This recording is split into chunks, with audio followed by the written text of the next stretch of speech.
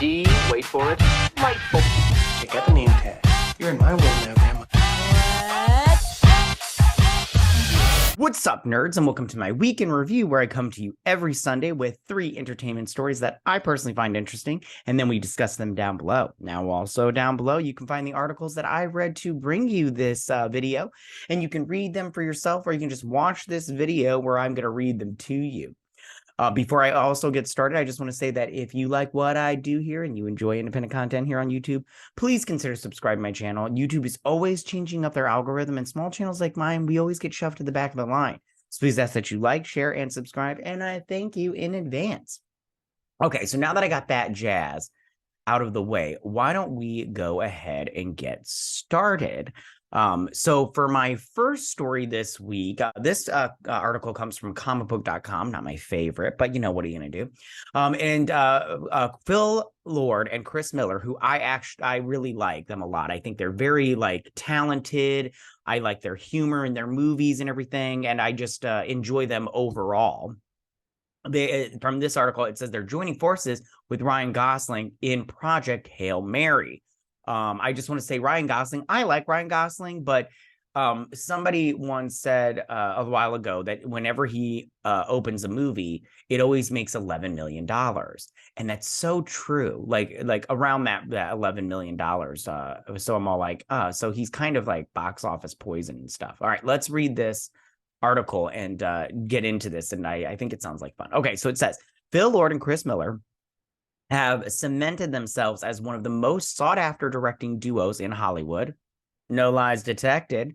The two impressed with their theatrical directorial debut in 2009's Cloudy with a Chance of Meatballs. I actually do like that movie. And wowed once more 3 years later with 21 Jump Street. 21 Jump Street was okay. It was pretty good. Lord and Miller returned to animation in 2014 with the Lego Movie, a critically acclaimed take on the popular pop culture-based toys. While they were once tapped to helm Solo, a Star Wars story, which I just want to say real quick. I know I'm interrupting this article and everything, but I just want to say I really want to see what they would have done with Solo. Because I have to be honest with you, I think they would have done a better job. I understand that there was a lot of rumblings going on, that it was just basically a free-for-all and everything, and people just got to ad-lib, willy-nilly. But I think at the end of the day, I still think that Phil Lord and Chris Miller would have pulled out at least a decent movie. But I'm sorry, if you like Solo, good for you. I guess you found the light at the end of that dark tunnel, but I just think that movie's trash. So I really would have been interested to see what those two would have done. Okay. The duo exited the project before it was completed. Exited the project before it was completed. Yeah, they were fired. With veteran director Ron Howard finishing the film and ultimately being credited as its solo helmer. Since then, Lord and Miller have spent their time in a writing and producing capacity, notably penning the Oscar-winning Spider-Man Into the Spider-Verse and the upcoming highly anticipated sequel, Spider-Man Across the Spider-Verse. And I have to tell you right now, no lies detected there also. I loved Into the Spider-Verse, and I can't wait to see the sequel. I don't know how I feel about Spider-Man from 2099 being the villain, but I have to see it. So we'll see what goes on there, but I am excited for it. So it says, 5 years after Solo hit theaters, Lord and Miller are returning to live action directing. As reported by The Hollywood Reporter, the two are set to helm Project Hail Mary, an adaptation of Andy Weir's 2021 novel. Project Hail Mary will star Ryan Gosling and will shoot in the United Kingdom in early 2024. Weir is no stranger to blockbuster adaptations, as his 2011 hit The Martian was brought to the big screen in 2015. That Matt Damon-led film accumulated enough accolades to warrant its own separate Wikipedia page, most notably being nominated for 7 Academy Awards. Now, I just want to say, I have not read the Hail Mary Project by Mr. Weir, Andy Weir, but I did read The Martian, and I loved that book. I read it before, because I read it before. I didn't know the movie was coming out. Or maybe I did. I can't remember. This was like years and years ago. But I read the book, and then I was just like, I don't know how they're going to turn this into a movie. I just don't know how. But the book was awesome and the movie was awesome. So I have a feeling I'm going to get this book and read it before this movie comes out, because if it's just as good as The Martian, then slam dunk, especially for Phil Lord and Chris Miller, and for Ryan Gosling. He needs a big thing that makes everybody go, see, he's not $11 million in the box office. Although, yeah, anyways. All right. So Project Hail Mary tells the story of an Earth slowing inching Earth. So, tells the story of an Earth slowly inching towards doomsday, as an unexpected issue with the sun will leave the planet in an ice age in the decades to come. Science teacher Rayland Grace, presumably the role that Gosling will play, is tapped to help solve this issue and embark on a space-bound expedition to save the human race. Told between present-day amnesia and out-of-context flashbacks, Project Hail Mary reads like a major motion picture in of itself. And that sounds interesting. It kind of sounds like that one movie with Cillian Murphy. What was it? Sunshine? I can't remember off the top of my head, where they go to restart the sun. Do you remember that movie? It was okay. I didn't dislike it. I just, there were parts where I was just like, what's going on here? And then there's like a murderer on board, and I'm just like, what's going on here? But I do remember liking that movie, just not, great. It says, for now, Lord and Miller's next project, Spider-Man Across the Spider-Verse, swings into theaters on June 2nd. That, when you're watching this, that's next week. Gosling can next be seen in Barbie, set to release on July 21st, which I have to be honest, Barbie, I have no interest in that movie, so I don't know how well that's going to do, but we'll see. So overall, I think this sounds like a really good project for them. I am excited for them. I do like them. Like I said before, I think that they're very talented, and so far, I can't think of something that they put out that I hated, except for I didn't like Solo, but we can't count that because they don't even get counted on the credits. So, but yeah, all the stuff that they mentioned in here, I like it. So so they're good by me, if you ask me. So I can't wait to see what they do with this, and good for them for getting a shot to do live action again. And screw you, Kathleen Kennedy, for just getting rid of them because you didn't like what they were trying to do. Maybe if you supported people instead of trying to bring them down and make them do what you want, maybe you'd get something good. Okay, hooker. All right, you guys, that is my first story of the week. So for my second story of the week, okay, so Blue Beetle is coming out, and I had done a trailer reaction, and the bad guy in this is Conrad Carapax. I don't know how they say that. But he's the villain of the movie. And so we get a first look at what he's going to look like with his armor on. But here's the take. It's in a Funko Pop. Now, I will pull up the picture because this article, when I read it, I saw the picture and I didn't save it. So I was like, oh, I'll go back and get it. It was on Instagram. And then I went to go get it, and the Instagram was like, you cannot see this stuff. And I'm like, oh, maybe Warner Brothers got to him, was like, you take this down now. And I was like, no, don't take it down. But I did end up finding it, so I have it for you today. So let's take a look at this sucker. So it says, Blue Beetle Funko Pops reveal first look at the movie's armored villain, Conrad Carapax. I hope I'm saying that right. If not, sue me. But don't really sue me because I don't have anything. New Funko Pops for Blue Beetle have revealed our first look at the movie's big bad. But how much has the villainous Conrad Carapax changed during the transition from page to screen? Find out after the jump. We still have no idea. Oh, by the way, this comes from comicbookmovie.com. Not my favorite website also, but, what are you going to do? All right. So we still have no idea whether the plan is to make Blue Beetle part of the DCU. However, there's also an awful lot we don't know about what was once a movie made specifically for streaming on HBO Max. I just want to say real quick, I still think that I just want to get this picture of Blue Beetle up here because it's very cool. All right. I just want to say that first things first, I don't think Blue Beetle should join the DCU. It's not because I don't like this character. In fact, I went and I bought a bunch of Blue Beetle comic books because when this movie was announced, the only thing I knew about Blue Beetle was from Young Justice. And I think that's a lot of people out there that's all they know about Blue Beetle. And I love the Blue Beetle from Young Justice. So I was like, let me go get the comic book and see and read up on this comic book character to see if it's any different. And I did, and it's a different, it's not like crazy different or whatnot, but it's a fun character. I did like what I read from the comic books. I wish I had them so I could show them to you. Somebody commented one time that you didn't read these comic books, and I was like, I just want to be like, I have them right here. So far I like this character. Now, as far as it going to the theaters instead of HBO Max, now that they're stopping the Snyderverse, basically, I think that it's fine. But beforehand, I was like, people don't know Blue Beetle. I'm sorry. And you can argue with me about that all you want. But me, as a comic book fan, I didn't know that much about Blue Beetle. I think the only people that know about Blue Beetle know him from the cartoons like Young Justice or what was it? Batman Brave and the Bold was he on? I can't remember off the top of my head. But I think that's all they know about him. And I think that for normies, it's like, it's such a huge, like, I asked my wife was super cute about it.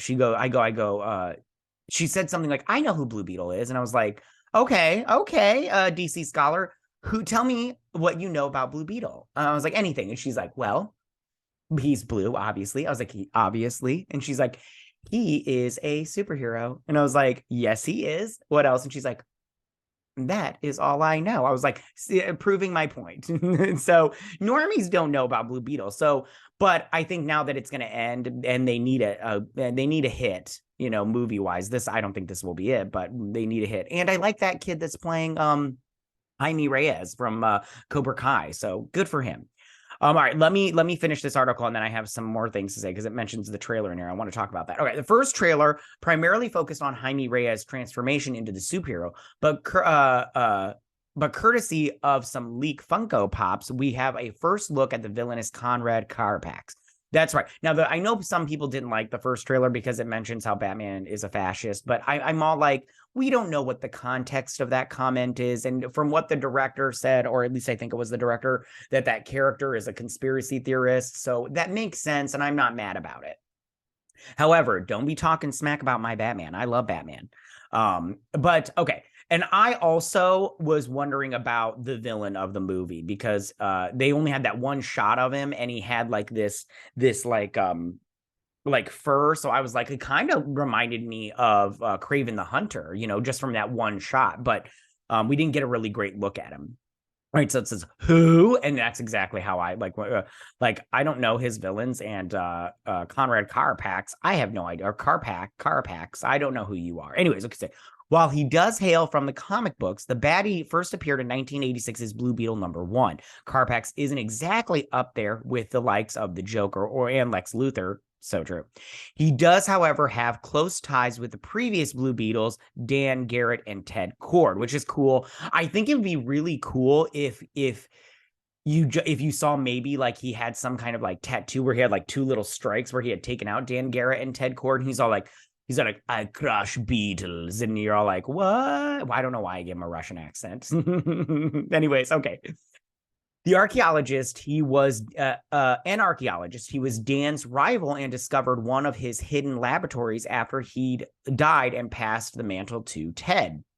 Discovering an indestructible robot, Jarvis Kord had hoped to turn into a first of an army of soldiers at his command. Carapax was electrocuted and killed when he tried to meddle with it. However, his consciousness was transferred into the robot, and he subsequently became one of Blue Beetle's most powerful foes. That's interesting. I don't really like that whole changing, putting people's consciousnesses into robots, but at the same time, I don't think that's what this movie is going to do. And if it does, it'll be fine. I'll survive. Anyways. We're guessing Blue Beetle will deliver a loose adaptation of that story, especially as Carapax's costume looks more akin to Jaime's scarab costume. In the movie, he'll be played by Raul Max Tirolo. I'm going to just say that's what it is. If I got it wrong, sue me, but don't sue me. In Blue, give me 2 seconds because this is the Instagram post right here. But if we clicked on that, we wouldn't be able to see it. Trust me, I've tried it a million times. It's gone. But we just have this small paragraphs here, and then we'll look at it and we'll compare and contrast and all that good stuff. In Blue Beetle, recent college grad Jaime Reyes returns home full of aspirations for his future, only to find that his home is not quite as he left it. As he searches to find his purpose in the world, Fate intervenes when Jaime unexpectedly finds himself in possession of an ancient relic of alien biotechnology, the Scarab. When the Scarab suddenly chooses Jaime to be its symbiotic host, he is bestowed with an incredible suit of armor capable of extraordinary and unpredictable powers, forever changing his destiny as he becomes the superhero known as Blue Beetle. The movie stars is it Holo or Zolo? Mardinina. Oh, Jesus. I'm sorry, guys. And a bunch of other people. I'm not going to read all of this. And George Lopez, who isn't the best actor in the world. I just want to say that. Okay, so let's take a look at this. So here's what the character looked like in the comic books. This is the character before his consciousness went into this big robot. But here's the big robot. And I have to say, I think it's pretty cool. I think this robot is pretty cool. I think that, first off, I like that it's red. And I like this whole, it's kind of like very like Transformer Warrior-esque and everything. And I like it. I like this sunken in part. I've always liked that and stuff. But let's take a look at this Funko Pop. So here is the Funko Pop from the movie. And I have to say, I also like this. I'm glad that he's got armor. You can't see his eyes like you could in that picture from before, but I'm glad that he's got armor. I think that this looks, I mean, I know it's a Funko Pop, but I mean, I'm pretty sure it'll look just like this, just, in real time kind of thing. But I think that this looks pretty good. I think that I like it in terms of, I'm glad that he's got armor instead of just having this, guy fight Blue Beetle. And I'm very curious to see if this will be also ancient alien technology, or if this will be, what Susan Sarandon builds in the movie, if she builds this in response to the Blue Beetle getting into somebody else's hands. And it'll be interesting to see how this character plays into with the other Blue Beetles from the past. I'm very interested in seeing how this goes down. So, so that is the Funko Pop and everything. So it looks good. I am excited for this movie. All right, you guys, that's my second story of the week. So for my third and final story of the week. All right, so this comes from Gizmodo. Absolutely not my favorite website, but I saw the headline here and I wanted to discuss because it says in here, Marvel pauses Wonder Man and Thunderbolts indefinitely due to writer's strike. And I just go, wait, what?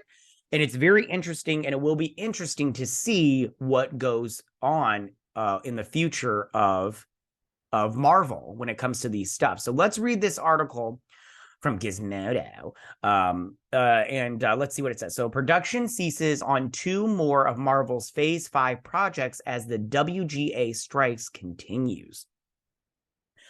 Okay. Production on Marvel's upcoming Thunderbolts and Wonder Man has reportedly been halted for the foreseeable future. Late Thursday night, Deadline revealed the pair of MCU projects were at a standstill as the WGA strike enters its 4th week. Thunderbolts, which stars Florence Pugh, Sebastian Stan, and David Harbour, was set to start production in Atlanta in mid-June, and its crew was only notified earlier that day. As for Wonder Man, the production stoppage was also fairly recent and took place as the show was shooting in Los Angeles. According to Deadline, the plan for both projects is for them to continue their respective productions once the strike is over, though there is no clear indication of when that may be. And I find this very interesting because, Wonder Man, I'm not interested in Wonder Man, so we'll see how that plays out, but Thunderbolts, I'm only interested in Thunderbolts if they do it right. If they don't do it right and it's just bad, like everything else has been bad with Marvel, then I'm not interested. I'll just be annoyed that they ruined a good, they had a good possibility to do a good movie and they ruined it. Okay. Wonder Man, led by Yahya Abdul-Mateen II, or as I like to call him, Big Dick McGee, Jesus. Anyways, Demetrius Gross and Ben Kingsley, marks the second MCU TV series after Daredevil Born Again to come to a complete stop due to the strike, which this all makes sense. They've got this writer strikes going on. It only makes sense that they would put a stoppage to all of these shows and movies and stuff. I mean, yeah, the scripts have already been written and everything, but still, what do you expect them to do? As for Thunderbolts, it's the second MCU film to be affected by the picketing members of the Writers Guild of America. In the early days of the strike, Marvel had already stopped pre-production on Blade, but that needed to be stopped because I'll tell you right now, that movie sounded like a big freaking disaster, and I'm glad they stopped it because if you're like me and you like Blade, and I'm not a huge comic book Blade fan because I just didn't read those comic books, not because I didn't want to, I just didn't or whatever. But Blade, in terms of Blade, you got to do it right, yo. And if you don't do it right, don't do it at all. I'm just saying that. Okay. Which was also geared up to shoot in June ahead of the mid-2024 release. While Wonder Man never had a set release date, Thunderbolts is currently still locked for the late July 2024. But don't be surprised if that date becomes more nebulous as the strike continues. Oh, yeah, for sure. None of these movies are getting released when they said they were, you guys. Like, none of them. At the moment, other projects such as Captain America, NWO, I can't say that because then they'll like put a little fact check thing underneath this video because they're dicks. Deadpool 3 and Agatha Coven of Chaos are still in production in this in the case of those films and shows. It sounds like Marvel plans to shoot what it can during principal photography and make writing adjustments during the reshoot period. Whether or not the picketing writers will let them continue shooting is another matter entirely. Which me, I just go like, listen, I want to be honest with you. I do not understand all of everything that's going on when it comes to the strike. Like, how can you, like, I just go, if the script has already been written, as long as they don't do any, like, nobody rewrites anything, they just shoot what is written on the page, and you can add, like, actors can ad lib, but if you shoot what's on the page, well, you already got paid for that. So that's already been written. We're going to film it anyways. And I just want to be all like, are they not allowed to do that? Now, I don't know all the rules, and if you do and you want to explain it to me, that's cool. I'll listen.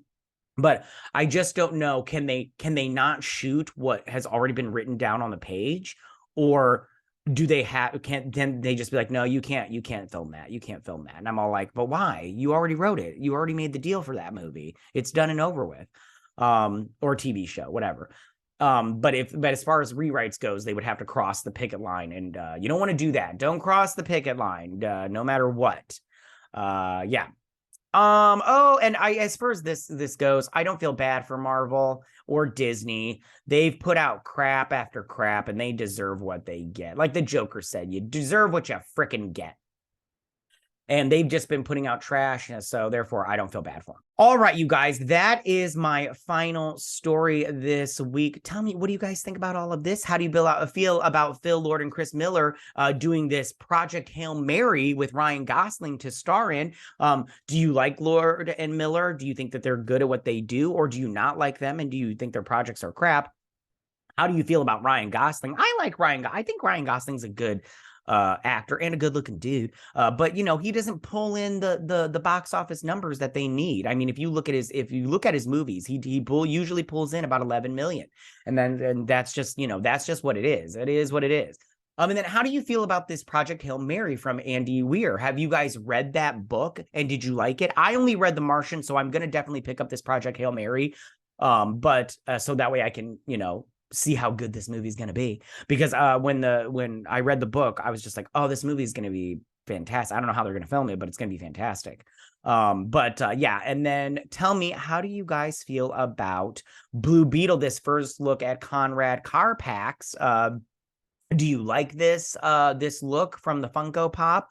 Or do you think it just looks ridiculous? And how do you feel about this movie? Are you excited about this movie? Are you not excited about this movie? I'm excited about this movie because after reading I only bought like 25 comic books, and I liked what I read. So I'm excited to see where that goes. And I liked the trailer. I thought it looked fun, you know, and I think that it looks like a good time.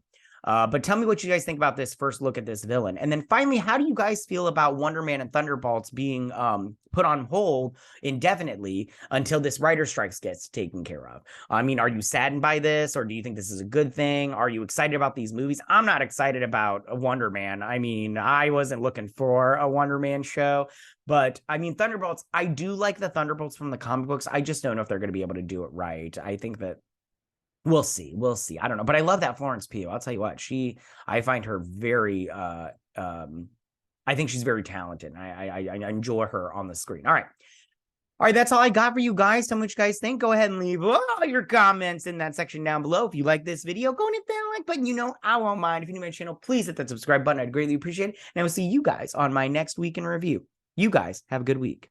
Bye. Hey nerds, if you like this video, go ahead and click that Geek What icon and subscribe. And if you like this video, go ahead and join me every Sunday with my week in review.